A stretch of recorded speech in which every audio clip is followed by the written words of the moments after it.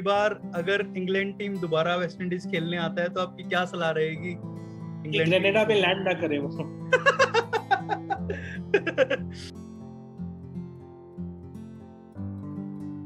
Hello friends, मैं हूं Ashish Kumar. Welcome to my YouTube channel the nuclear mind. और आज मैं स्वागत करता हूं अपने फ्रेंड मिस्टर देव त्यागी का, जो कि क्रिकेट जर्नलिस्ट हैं। और आज हम डिस्कस करने वाले हैं वेस्ट इंडीज की अमेजिंग सीरीज विन, जो उन्होंने लास्ट टेस्ट में, लास्ट इनिंग्स में जैसे तख्ता ही पलट दिया। और इंग्लैंड जो अभी पिछले कुछ दिनों से बहुत ही शौक में जी रहा है, बैक टू बैक सीरीज हार रहा है, और उसको जो उम्मीद थी कि शायद वो वेस्ट इंडीज के खेल कर वो एक रिकवर कर पाएगा और अवे सीरीज जीतने में कामयाब रहेगा।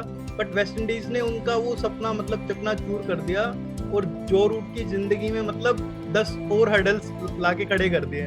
तो देव, आपको आपको कैसा लगता है इस विन के बारे में? मुझे काफी खुशी हो रही है। वैसे ही मैं अनुभव कर रहा हूँ जैसा क्रेग ब्रैथवेट कर रहे होंगे अपनी ट्रायम्फेंट टीम के साथ, और उनके इमोशंस हमें ये याद रखना पड़ेगा, जो रूट से तो काफी परे हैं, काफी अलग हैं, काफी विभिन्न हैं। और ये कहते ही मैं बहुत बहुत आपका शुक्रिया कहना चाहूँगा कि आपने मुझे अपने प्यारे से यूट्यूब चैनल पे बुलाया। और एक इंटरेस्टिंग चीज़ ये है Ashish, that at a time where much of a cricketing attention is with the IPL, and understandably so, क्योंकि वो इतनी पॉपुलर सीरीज है, आप वेस्ट इंडीज टीम की विक्ट्री डिस्कस कर रहे हैं मेरे साथ, और इंग्लैंड वेस्ट इंडीज टेस्ट श्रृंखला आप डिस्कस कर रहे हैं, तो वो मेरे लिए बहुत खुशी और अचंभे की बात है। और मैं अपने दोस्तों को बता दूं कि हर कोई इंडिया में फैन रहता है इंडियन क्रिकेट टीम का, of course country first, but Dev is a big fan of West Indies team. और अभी से नहीं, देशद्रोही हूं मैं। वो पहले से ही वेस्ट इंडीज के बहुत बड़े फैन हैं। तो देव से वेस्ट इंडीज के टीम के बारे में बात करके एक आपको अलग ही चीजें जानने को मिलेगी, जो कि आपने कभी सोचा भी नहीं होगा कि वेस्ट इंडीज कभी ये भी कर सकता है। उन्होंने कभी ऐसा किया भी था। तो आपको कैसा लगता है कि ऐसा कोई प्लेयर जो आपको लग रहा था कि ये थोड़ा ट्रिकी सिलेक्शन है, और वो प्लेयर आउट ऑफ बॉक्स निकल के आया इस सीरीज में? देखिए, आपने बड़ा अच्छा सवाल पूछा आशीष, उसके लिए बहुत बहुत शुक्रिया।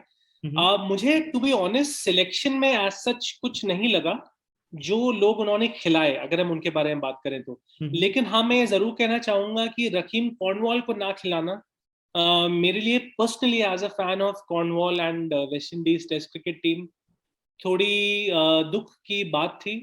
मैं उनकी व्यथा समझ सकता हूं, क्योंकि कॉर्नवॉल सबसे फिट खिलाड़ियों में से नहीं है, लेकिन उस इंसान ने पिछले 2-2.5 साल में अपने टेस्ट करियर को एक नया पड़ाव देने की कोशिश की, और इसलिए वो काफी फिट रहे हैं। आपको याद होगा कि बांग्लादेश टेस्ट श्रृंखला, जिसमें वेस्ट इंडीज ने 2-0 से टेस्ट शिकस्त दी थी होस्ट बांग्लादेश को 2021 में, उसमें रकीम कॉर्नवॉल का गेंदबाजी से बड़ा खूबसूरत योगदान था। पर बात हमें करनी होगी एक ऐसे खिलाड़ी की जिसकी बैटिंग के बदौलत वेस्ट इंडीज ने ये श्रृंखला जीती, और जीती ही नहीं, कड़ी शिकस्त दी अंग्रेजों को, और कह दिया कि अंग्रेजों कैरेबियन के यहाँ की कैरेबियन के दरवाजे को छोड़ो और अपने देश वापस जाओ।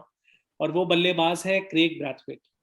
और बिल्कुल T20 के छोटे इस दौर में, जहां most of the players T20 cricket को ज्यादा प्रेफरेंस देते हैं as compare to test cricket, especially West Indies players. जितने भी आप सीनियर प्लेयर्स देखो, वो वेस्ट इंडीज की जैसे नेशनल टीम में सिलेक्शन इतना जरूरी नहीं समझते। वो ये सोचते हैं कि हम सेकेंडरी है आईपीएल खेल उनकी। के ज्यादा पैसा कमा लेंगे। तो ऐसे जी जी। में ऐसे और नए प्लेयर्स लाना और इंग्लैंड जैसी स्ट्रॉन्ग टीम के अगेंस्ट उनको खड़े करना और जी जीतना वो सीरीज, तो अपने आप में एक जादू है। जी जी। और आपने बहुत सही कहा, और इसमें जैसा मैं कह रहा था, ये अपने आप में जादू है, लेकिन इस जादू के पीछे का जादूगर कौन था? क्रेग ब्रैथवेट मैं कहूंगा। ओके। क्योंकि देखिए, हम हमेशा उनको जानते हैं, वो बड़े ही संयम से खेलने वाले बल्लेबाज हैं। और एक अचंभे की बात यह है, मैं बार बार इस शब्द का इस्तेमाल कर रहा हूँ, क्योंकि वो इतने इतने प्रतिभाशाली टेस्ट खिलाड़ी होने के बावजूद भी उनकी करियर एवरेज कभी भी उनके टैलेंट को जस्टिफाई नहीं करती। लेकिन अगर आप इस सीरीज के पहले देखें, so before he started this series, his career average was, I think, not even close to not even above 30 if you actually think about it. Right now his career average is touching 35 और 341 run उन्होंने बनाए 6 पारियों में 3 matches में। और सबसे खूबसूरती की बात है कि उनकी बैटिंग की जो औसत है वो 85 थी। 160 रन की उन्होंने इतनी शानदार पारी खेली। ब्रायन लारा ने जब अपने 400 रन बनाए थे नाबाद 582 गेंदों में, उसके बाद सबसे ज्यादा किसी टेस्ट की पारी में गेंदें खेलने वाले बल्लेबाज वेस्ट इंडीज की तरफ से अब उनके कप्तान क्रेग ब्रैथवेट बने। और ब्रैथवेट ही नहीं, ब्रैथवेट के साथ जर्मेन ब्लैकवुड की खूबसूरत सेंचुरी जो सेकंड टेस्ट मैच में आई, उससे मेरे ख्याल से आशीष एक डूबता हुआ करियर किनारे पे आया और वो बच गया। तो मैं कहूंगा कि बैटिंग की अगर आप बात करें तो क्रेग ब्रैथवेट और जर्मेन ब्लैकवुड ने नैया पार लगाई। गेंदबाजी में सबने अपना योगदान दिया। Kemar Roach, Garry Sobers, sir Garry Sobers की विकेट्स के आगे पहुंचे। जेडन सील्स ने अपना लोहा मनवाया। अजारी जोसेफ जो कि थोड़े से लैक क्लस्टर लग रहे थे पिछले टेस्ट मैच में, इस टेस्ट मैच में निखर कर आए। वेस्ट इंडीज की स्लिप फील्डिंग अच्छी थी। तो कुल मिला के देखिए तो अंग्रेजों ने दावत पे जिसको बुलाया उन्हें आइडिया नहीं था, वो उनका सारा खाना खा के भाग गया। तो ऐसा कोई प्लेयर जो आपको लगा कि मतलब उस थोड़ा हल्का रहा एज कंपेयर टू अदर्स, मतलब जिससे उम्मीद थी और वो मतलब उस तरीके से ना खेल पाया इस सीरीज में? जी, वेस्ट इंडीज के नंबर 3 बल्लेबाज हैं शमार ब्रुक्स। ये वो बैटिंग पोजीशन है जिसपे शे हो पाए थे और उन्होंने अपना लोहा मनवाया था जब उन्होंने 2017 में एक टेस्ट मैच में रोज बॉल में दोनों पारियों में शतक मारे थे। आई रिमेम्बर उसके दैट टेस्ट बाद मैच, या ब्यूटीफुल इनिंग्स।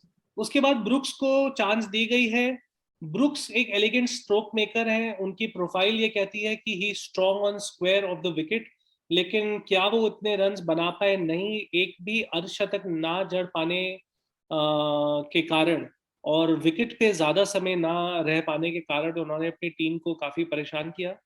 और जितनी खूबसूरती से एनक्रूमा बॉर्नर जो कि नंबर 4 के खिलाड़ी हैं, उन्होंने वो एक कह सकते हैं ऐतिहासिक पारी एंटीगा में खेली जब होल्डर के साथ मिलकर उन्होंने 4th इनिंग्स में ड्रॉ कराया।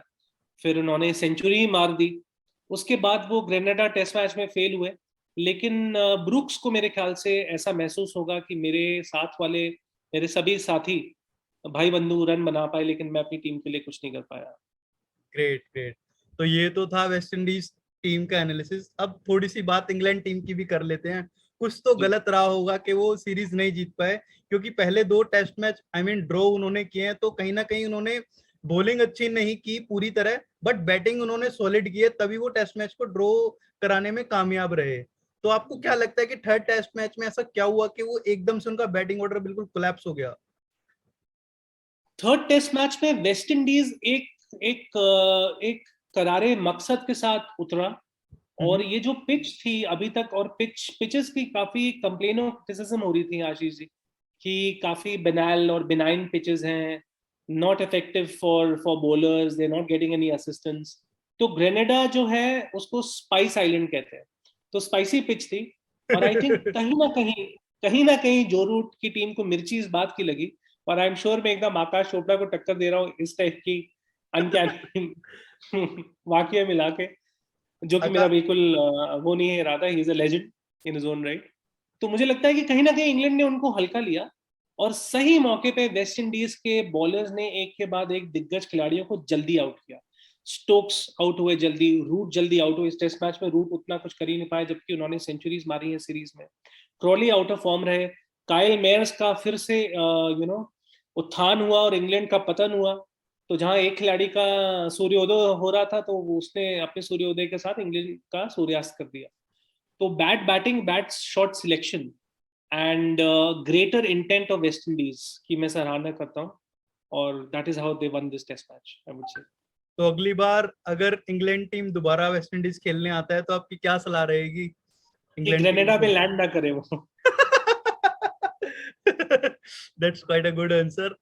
तो दोस्तों, ये तो था हमारा सीरीज पर डिस्कशन, और हम आपसे विदा चाहेंगे अभी, और जल्द हम लौटेंगे एक नई नंबर्स के साथ, नए मैचेस के साथ, और कुछ नया आपको प्रेजेंट करेंगे, और कोशिश करेंगे कि हम आपके नॉलेज में एक प्लस पॉइंट ऐड कर पाएं, और हम कुछ ऐसा डिस्कस कर पाएं जो कि आपको मतलब अमेजिंग लगे, जिससे कि आप और नए एक्सपीरियंस अपने बुक नोटबुक में जोड़ सकें। सो देव, थैंक यू सो और मच फॉर। आपसे आपसे विदा लेने के पहले मैं हमारे प्रिय दर्शकों को ये कह दूं कि स्क्रीन के ऑपोजिट साइड में जो शख्सियत है वो विराट कोहली की तरह दिखते ही नहीं है, वो विराट कोहली के सर्वोच्च फैन है। और मैंने अपने इर्द गिर्द बहुत सारे क्रिकेट फैंस देखे हैं, मैं खुद ब्रायन लारा का बहुत बड़ा फैन हूँ, लेकिन लारा की मैं जितनी भक्ति नहीं करता उतनी ये इंसान विराट कोहली से शक्ति ग्रहण करता है। You can see the looks, he is a carbon copy. And for his passion of the game and his YouTube channel, I really encourage all of you to come forward and support his YouTube channel, and we want this to grow. Thank you so much, that's very kind Dev. I mean Virat Kohli का तो मतलब अगर मैं कुछ 5% भी कर पाऊं अपनी जिंदगी में तो मैं अपने आप को बहुत बड़ा समझूंगा। He is a legend, is a I mean living legend. और जिस तरीके से उम्मीद करते हैं कि वो जल्दी 71 जो 100 जो उसका सूखा जो लगा पड़ा हुआ है, आई मीन दुनिया के लिए वो खेल अच्छा रहे हैं, एवरेज उनकी अभी भी ठीक है, बस वही है कि वो सेंचुरी का जैसे सचिन की लाइफ में वो एक मोड़ आया था, आज वो उसी मोड़ पर खड़े हैं विराट कोहली भी, और उम्मीद करते हैं कि वो जल्दी इस ड्रॉट को एंड करेंगे। 100%, कोई दो राय नहीं है इस बारे में।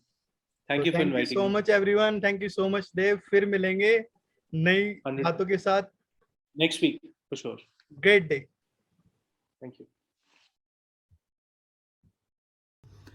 दोस्तों, अगर आपको ये वीडियो पसंद आया है तो इसे लाइक कीजिए, कमेंट सेक्शन में कमेंट कीजिए, ज़्यादा से ज़्यादा शेयर कीजिए और चैनल को सब्सक्राइब करना ना भूलें। हम फिर मिलेंगे